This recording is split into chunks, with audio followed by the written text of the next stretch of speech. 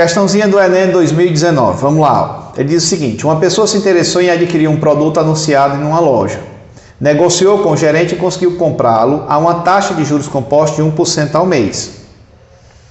O primeiro pagamento será um mês após a aquisição do produto.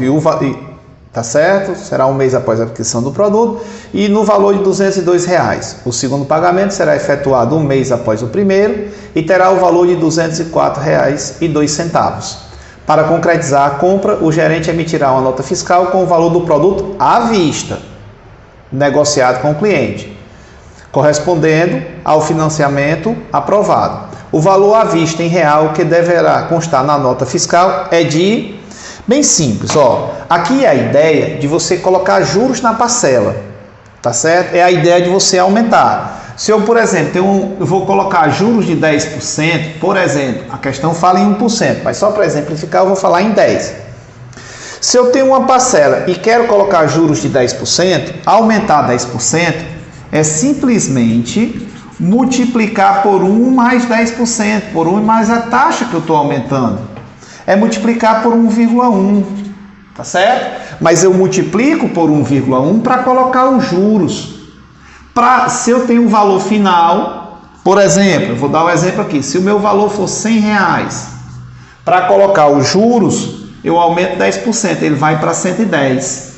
Para aí, eu multiplico por 1 mais a taxa, que é 1,1. Para voltar, eu divido por 1 mais a taxa.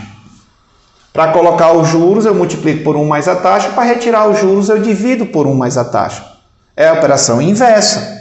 Tá certo? Então aqui, ó, e se fosse em 2 meses?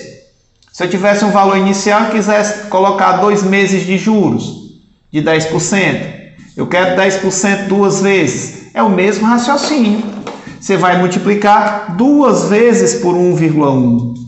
Tá certo? Para voltar, eu divido 2 vezes por 1,1. É o mesmo raciocínio que eu vou usar aqui. Só que aqui a minha taxa é de 1%. Então eu vou aumentar 1%. Aumentar 1% é multiplicar por 1 mais a taxa. Aí 1% vai dar 0,01. Ou seja, eu vou multiplicar por 1,01.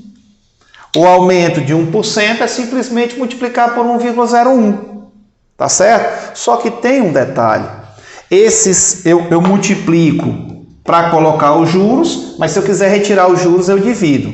O detalhe nessa questão é que esses dois valores que são as parcelas, já está incluído nela juros.